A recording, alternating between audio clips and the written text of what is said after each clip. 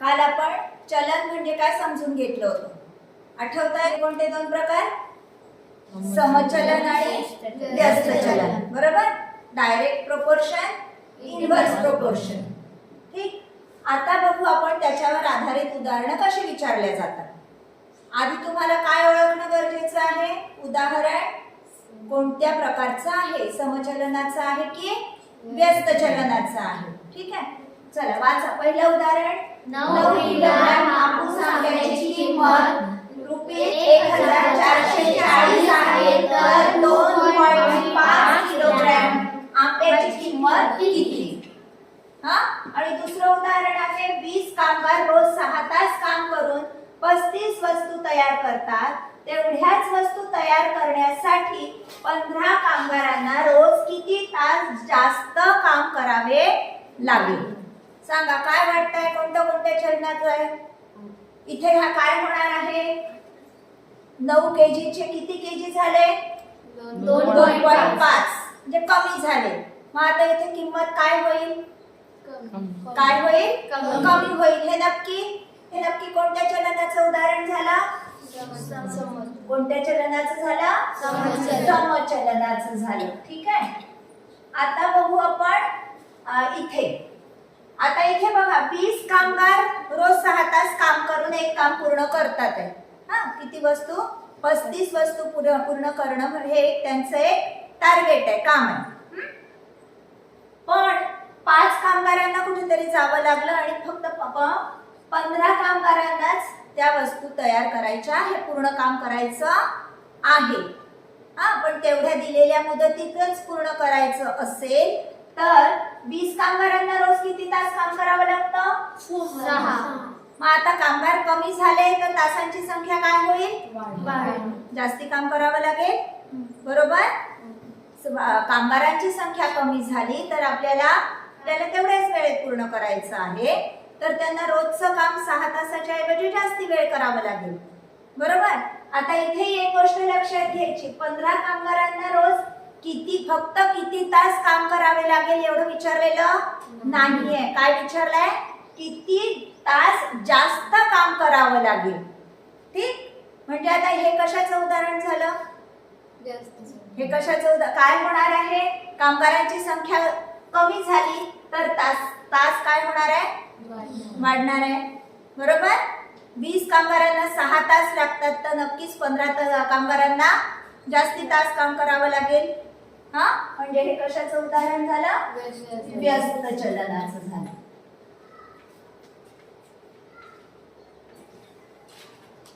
ठीक आहे, आता बघू ही सोडवायची कशी. एवढं तर आपण समजून घेतलं की हे समचलनाचं आहे आणि ते व्यस्त चलनाचं आहे. ठीक, हे तुम्हाला माहिती आहे. सरळ 1440 रुपयांना किती किलोग्रॅम? 9 किलोग्रॅम. म्हणजे आधी आपण कशाची काढणार किंमत? 1 किलोग्रॅमची. बरोबर?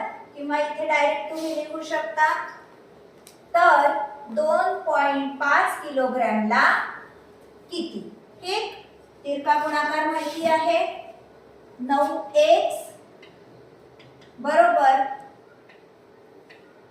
1440 गुणिला 2.5. आता x ची किंमत काढायची असेल तर 9 ने याला भागावं लागेल.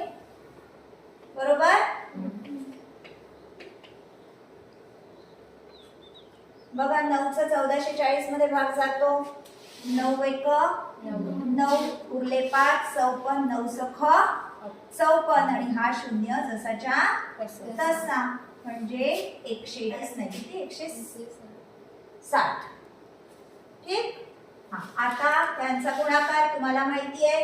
आधी पॉइंटचा विचार न करता सरळ काय करायचा? गुणाकार करायचा. करा. 25 शून्य शून्य 25 सख 150. बरोबर? हे काय आलं? हातचे 15, 25 एक 25 आणि 15 किती? 40. किती नंतर पॉइंट आहे? 2. एकच स्थळ सोडायचं. काय आलं आपलं उत्तर? 400.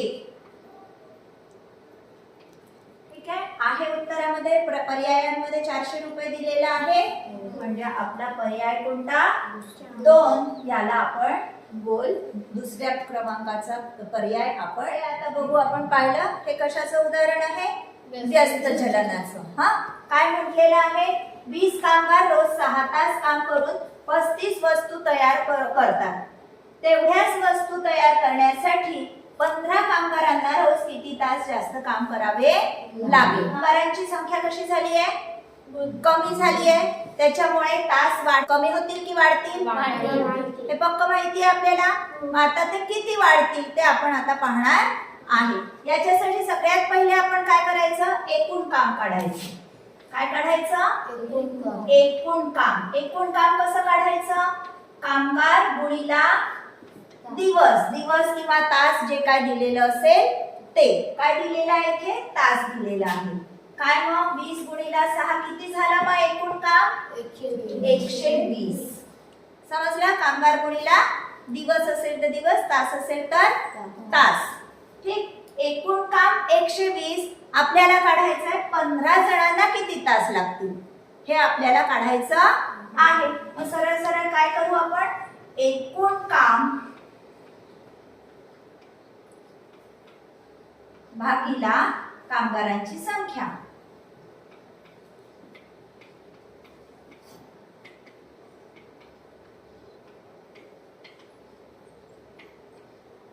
ठीक एकूण काम कसं काढलं आपण कामगारांची संख्या.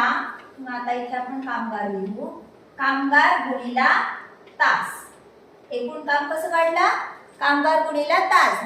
दिवस दिलेले असतील तर दिवस लिहायचं. ठीक आहे आता आपल्याला विचारलंय 15 कामगारांना किती तास काम करावं लागेल. काय करावं लागेल आपल्याला एकूण काम भागिला कामगारांची संख्या. किती आहे एकूण काम 120 कामगारांची संख्या 15 किती आलं 15 8 120. किती तास काम करावं लागेल त्यांना 15 जणांना 8 तास काम करावं लागेल एकूण. म्हणून 8 तास लिहून टाकाल का नाही. आपण प्रश्न नीट वाचायचा आहे. काय विचारलाय प्रश्न रोज किती तास जास्त काम करावं लागेल. म्हणजे रोज किती तास जास्त म्हणजे 6 तास तर करावंच लागेल. 6च्या वर किती तास करावं लागेल. ठीक आहे घाई मध्ये 8 ला मार्क करायचं नाही. समजलं. इथे जर हे जास्त नसतं विचारलं तर तुम्ही 8 तास म्हटलं असतं.